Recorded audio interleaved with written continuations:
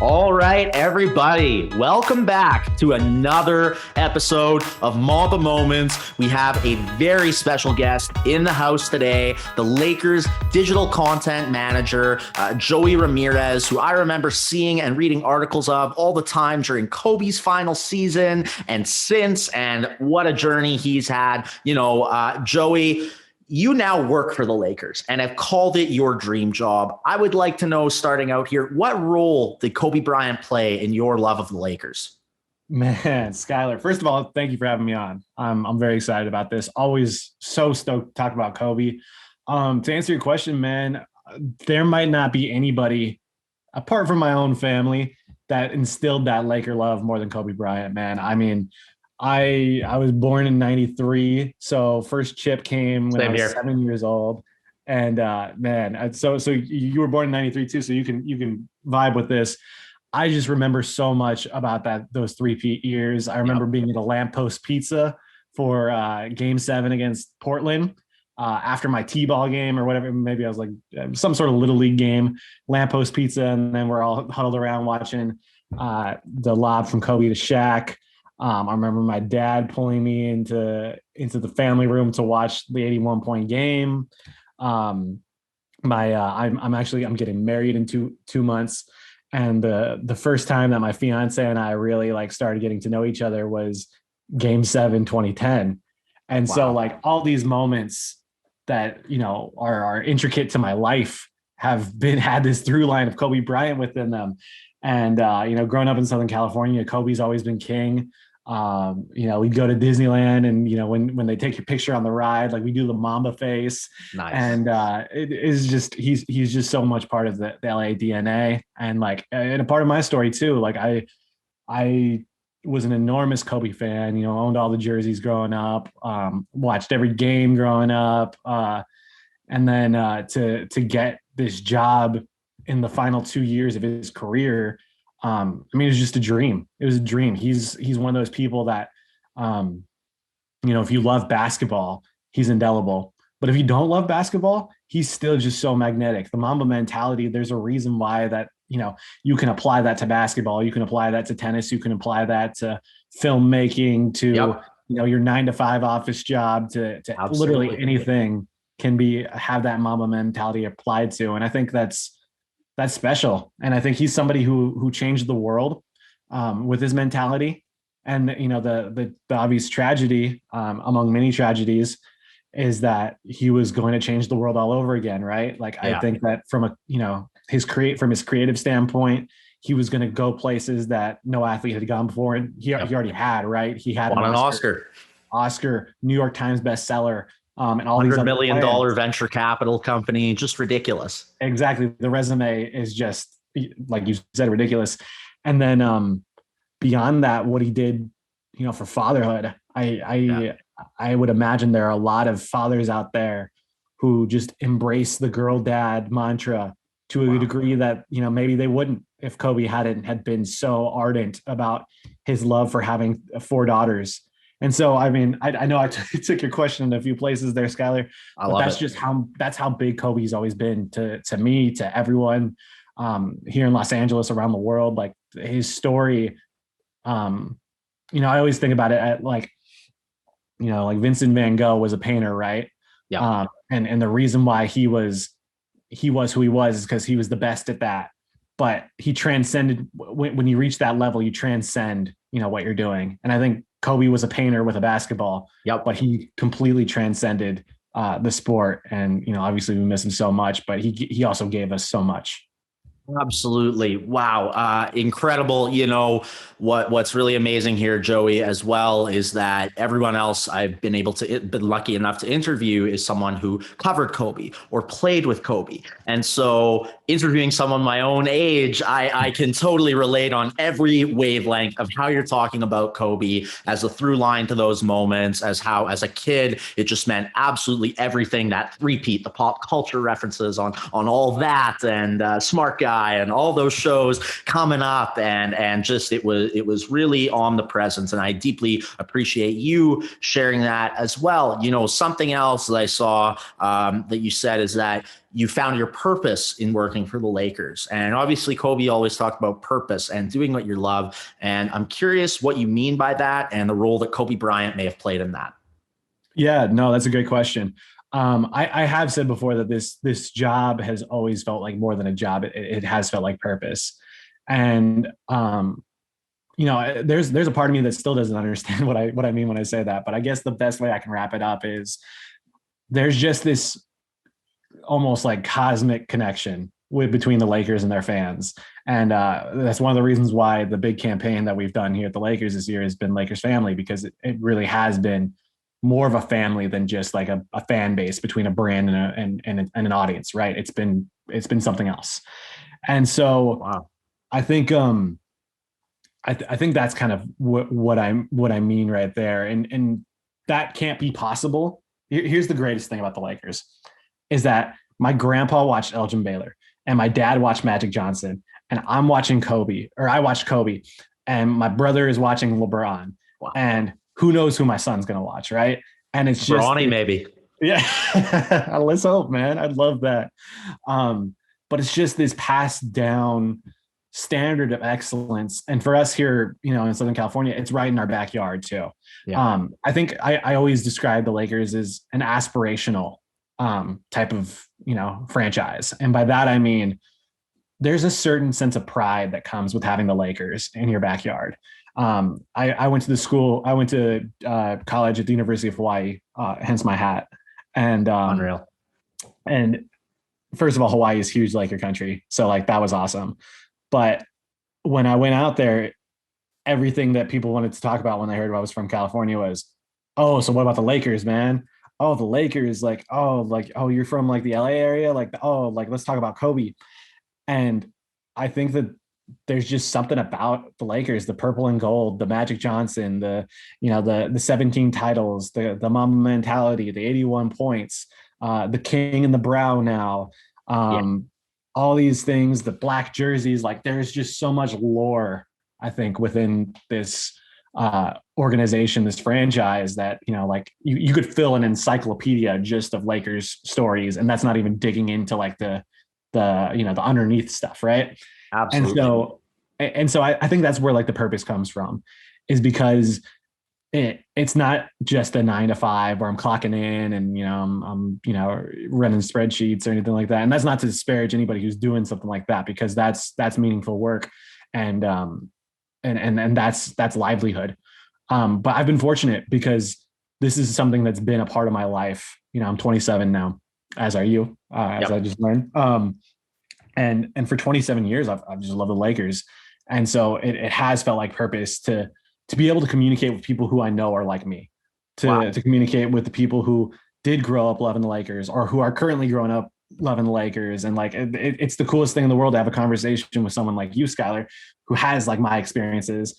And it's also the coolest thing in the world to talk to, you know, somebody younger than me who's just like, oh my God, like these are the Lakers. Like, oh yeah, Anthony Davis. Oh, let's talk about, how about Alex Caruso? And then to talk to somebody who's older than me and to just hear them wax on about like, oh, you should have seen Jamal Wilkes' jump shot, or, oh, you should have seen, you know, Kareem Abdul-Jabbar when he broke out the sky hook. And it's just, there's just so much there. And I think one of the reasons why that Kobe resonates so much is because he was here for so long, 20 years. 20 years. Unbelievable. Literally watched him grow up before our eyes from, you know, this 17 to Kobe. Yeah.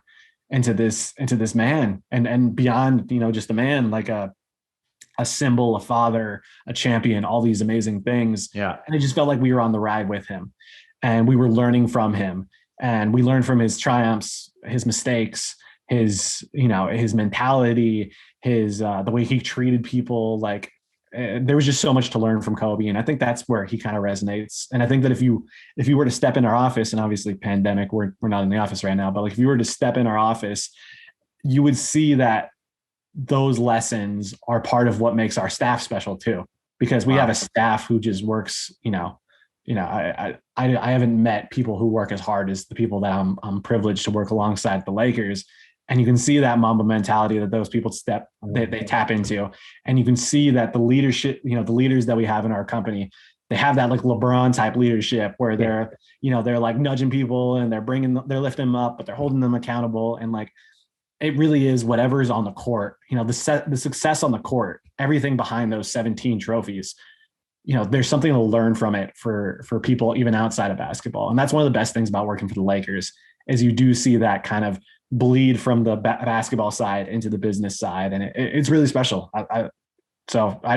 Sorry, I rambled so long, but man, you really hit me on the head there. I love the passion. No, absolutely. It's amazing. It's amazing to hear. Again, being born in 93, Anthony Davis being born in 93, and just that connection and your whole experience. There's so much to unpack, and to hear the natural passion come out is exactly part of why, I started this. And so, speaking of your tenure with the Lakers, you posted a picture of your first day as an intern before this year's incredible championship run, which I did predict 14 months in advance on Fansided. You can check the receipt. And what was going through your mind as you are standing next to Kobe in that picture as your first day of an intern with the Lakers? Man, I remember that day like it was yesterday, man. I as I've illustrated, like I grew up such a huge Kobe fan, and I'm kind of a natural introvert, right? I when I first step into a situation, I'm not trying to be the loudest. I'm not trying to be the first one to talk. Like, I'm trying to take a step back, take the temperature, see what's going on. What's my how do I connect to people, rather than like having them connect to me, right? And I knew that on my first day as an intern, that if I asked Kobe Bryant a question, then boom, all bets are off. Like, I can do anything. If I can stand there and ask this guy who's been my hero for the past 20 years, if I can ask him something on day one, like, then there's no reason to ever be nervous about anything else, because like, that's the hardest thing. And I'll be honest with you, I don't even remember what I asked him, but I remember asking him a question, and I remember him looking me in the eyes and treating me like anybody else. And that meant so much to me, because I was literally 20 years old at the time. I couldn't even drink. My 21st birthday fell like a month and a half into my internship. So, I'm just like this young scrub there, day one. And here's this legend, this global icon who takes me seriously and who gives me a straight answer, and who doesn't treat me any different than the dude there for the New York Times, or the dude there for Spectrum, or the dude there for the LA Times. And what did you ask him? That's the only thing that escapes my head, is that I truly don't know what I asked them. What a moment. I know, right? I think I might have just blacked out, to be honest. Yeah, completely. Makes sense. But I do remember just the feeling that came with, and I think it set the tone for the rest of my time here. I've been here for 7 years now. Wow. And I think that having that experience right off the bat, if he had treated me just like a punk kid, like, maybe I wouldn't be here today. Maybe I would have just gone into my shell, and then who knows, maybe that first year doesn't go so well, they don't bring me back. But I know at that point, like, I don't know if I've ever had more of a confidence boost than to have Kobe take you seriously, and from there it was just a ride, man. That's amazing. That's really cool, particularly because, I think obviously I've heard number 8 Kobe stories with the media. I think we were too young to understand much of what was going off the court at that point. And so I'm consistently hearing stories of the number 24 who I loved and was old enough to understand, really taking, up and coming people in the media seriously, like yourself. And that's always who I believed him to be. And that's really incredible to hear that live and in person here. That sounds like an amazing Kobe interaction. So I would love to hear next, what is your favorite interaction you had with Kobe, and also the best Kobe story that you have heard during your tenure with the Lakers? Oh man, serving me up here. This is a hard one. Or just a favorite. No, I got you. I would say my favorite Kobe's interaction between me and him would probably be, it was toward the end of his last year. And so I'd been there for like a year and a half at that point. Still pretty green.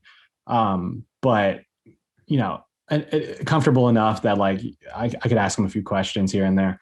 And I saw this random Twitter account during a game got like a fan video of like Kobe giving away his sleeve to these kids courtside, which I just thought that was so cool. I mean, your final season, and he was doing that on the regular. He was giving out armbands, sleeves, shoes, etc. And I asked him about it. And at first he looked at me like I was like, like talking out of my foot, like I was crazy. And he was like, how'd you see that? And I was like, oh, like I found this guy, I found this random Twitter account. And he was like, just like floored. He was like, what you found that on Twitter? And he like laughed it off. And I was like, yeah, but like, like, what does that mean to like give these kids like something they're going to remember for the rest of their lives? And, his answer was along the lines of, like, I just know how much this means to people. And like, this is my last time to be doing things like that. Like, he's not going to, he wasn't going to be in uniform in sneakers on the court ever again. And so like, he's not going to give his armband out ever again. So like, wow, he felt kind of incumbent upon him to be spreading that love and to be making those memories. And it's such a simple thing. And that's kind of one of the great things about Kobe is all these simple things take on such meaning for people. Yeah. And he understood that, a second or two out of his day would do a lifetime of memories for that kid sitting courtside. And so that was really special to me because that was the Kobe, and I think you just touched on something similar, but like that was the Kobe that I grew up in. I was like, man, I hope he's like that. And he ended up being that. And like, that's cool. That's cool because a lot of the times, people aren't like that. People don't take the time and we're all human too, right? Like, yeah, of course. I try to live my life a certain way, but like we all fall short sometimes. And, but to see a guy of his magnitude do that was really special. And then my favorite story is my guy Mike Trudell's. Mike Trudell is my mentor. He's been with me since my entire 7 years, and obviously longer with the Lakers. But they had Thanksgiving one year in like Detroit or something, and Kobe paid for the entire travel party to have this big Thanksgiving meal, which is awesome just to begin with. But in addition to that, they brought in a ping pong table, and Kobe, being the competitive, standard bearer that he is, wanted to play ping pong. And being Kobe Bryant, he was kicking everybody's ass. And but little did he know that Mike Trudell, sideline reporter, grew up with a ping pong table in Minnesota. Wow! And so they have this epic ping pong match: Kobe Bryant versus Mike Trudell, and Mike wins. And like when I first, he actually lost at some. This is a big story. Wow. Right. And when Mike first told the story, I was just like, dude, that is so cool. And he was like, here's the even cooler part. I heard, we go back to LA and Mike hears that Kobe got a ping pong table like within a week. And so you just know that like a guy like Kobe Bryant, like that's how competitive that dude was. Like you lose one game of table tennis, and then all of a sudden you got to get a table in your own house to start sharpening up. Oh my goodness. I hope to hear new Kobe stories. That was part of why I started this podcast, was that I missed the Kobe stories and would Google his name every day growing up. And come on, that's no one could beat the guy one-on-one, and Mike Trudell beats him in ping pong. That is fantastic. Oh my goodness. Thank you for sharing that and your own personal memories. And I couldn't agree more to hear these stories about Kobe really understanding his impact and how he could impact others. And so something I would love to ask about the impact it had on you is, for everyone listening, we know Joey Ramirez grew up Lakers fan. 2020, I paid a lot of attention because of my prediction, and I was a financial advisor at the time. Kobe's death inspired me to go into sports journalism, apply to USC. So I was very invested in that 2020 championship before the pandemic, before Kobe. And Joey, after just that season alone, let alone growing up a Lakers fan your whole life, you get a championship ring. So first of all, congratulations to you, man. It's incredible. What a moment. That's so special. And second of all, I mean, I watched the Access Lakers Sportsnet Backstage Lakers, where they showed all the details that went into it. And of course, all the jewels and the 24 and the Kobe Bryant stuff. So what is going through your mind as it relates particularly to the Kobe Bryant tributes and everything Kobe meant to that 2020 championship and you yourself getting your ring with all the stories you've just shared? Man, you're setting me up for like a 45-minute monologue right here, Scott. Dude, I can't even tell you how special it is to get a championship ring. It just blows my mind that I own it. And I'm not at my place right now, so I wish I could bust it out for you. Yeah. I left it at my place. But man, I think first and foremost, one of the most special things is that the Bust family and the Lakers organization they paid for championship rings for the whole organization. Wow. Which just goes to show just the type of leadership that we have at the top with Jeannie and the people that report directly to Jeannie. Like that's, when we talk Lakers family, that's Lakers family. Yeah. And as for the ring itself, man, I mean, I can't even tell you, like I've never been like a materialistic guy, right? Like I could care less. Yeah. But to have that, it feels like you got history on your hand, man. And it's a really cool feeling. And to your point, I mean, Kobe was just such a big part of the story of the season for obvious reasons. Yeah. But I think that's something that's so beautiful about the season is how in the wake of Kobe's death, there were just all these moments that were just felt like Kobe was there with us. Kobe. Yeah. Oh, 100% the Mamba shot, man. Like that's 824, the score. Yes, that was, man, you're reading my mind. I was about to bring that one up too. Nice. Yeah, we were up 24-8 and I think it was the Portland game, the first time they broke out the black jerseys. Even thinking back to the one thing that always pops in my mind is the Kobe tribute game against Portland in the regular season. And I have so many flashbulb moments from that day, but one of mine is I sent our intern, Abigail Keenan, who's an amazing photographer and beyond photographer, but she's just incredible. And I gave her the task. I was like, hey, Abigail, we're going to have a lot of former Lakers in the building tonight who want to pay tribute to Kobe. I need you to get as many former Lakers, take their photos as possible. And I remember she came back to me toward the end of the game with this photo of big game James Worthy going up and giving a handshake to Elgin Baylor sitting courtside. And it was the most beautiful photo that I've ever seen. It just summed up everything the Lakers were about, that Lakers family feeling. And now, in the wake of Elgin's passing too, that photo that photo is just so special to me. And I think about it like every week or something. And like, it's just so cool that our intern got it too.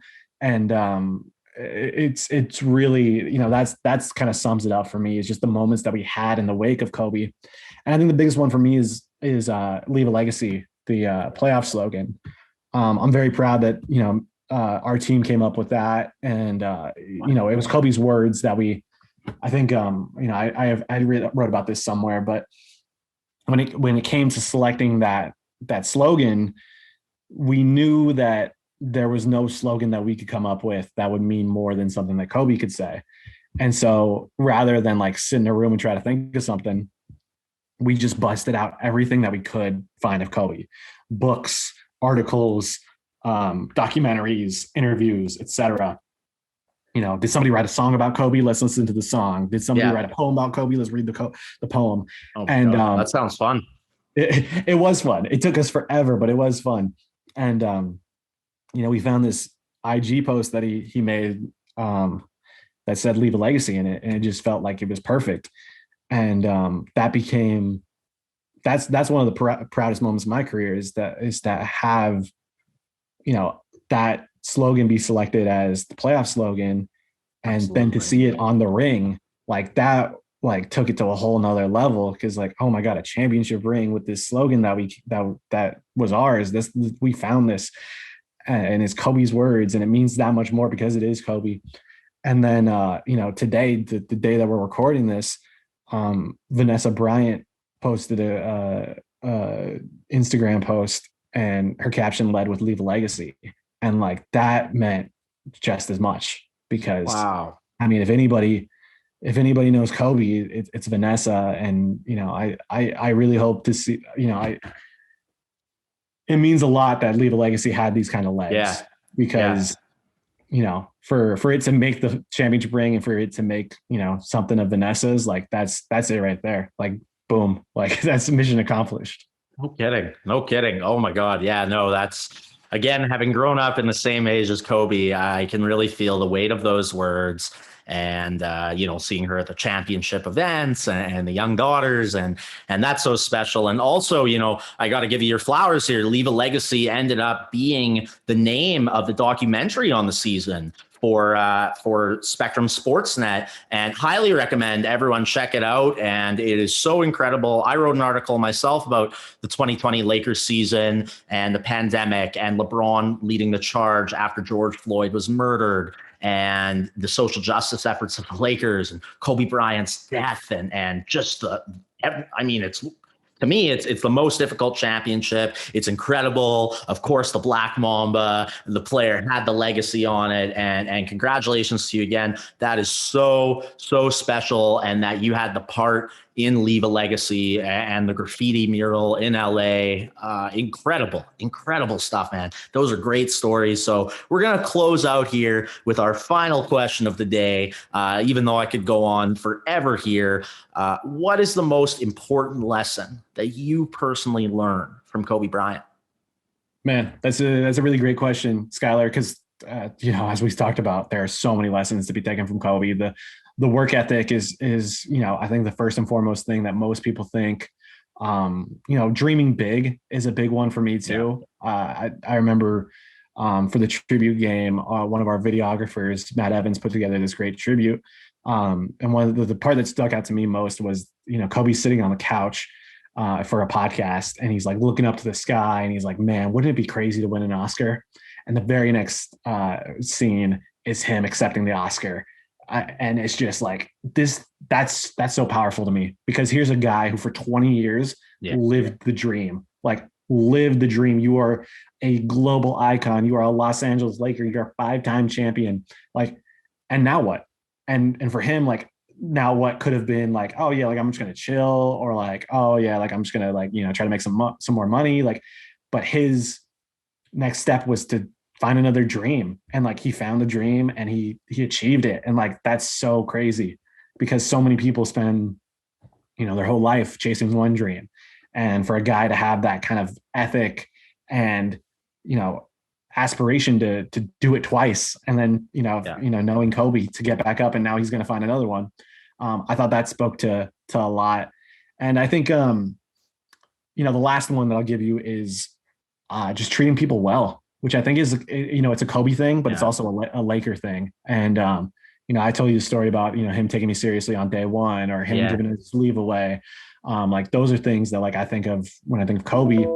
And then, Bill McDonald is one of my favorite people. He's he's the TV voice of the Lakers. Absolutely. One of my favorite people in the world, fellow Trojan, by the way. So I know you'd like that. No way. Amazing. Yep. Wow. I've known Bill, I've known of Bill for a long time, and he commentated on the 81-point game as well, even before he was hired. But wow, that's amazing.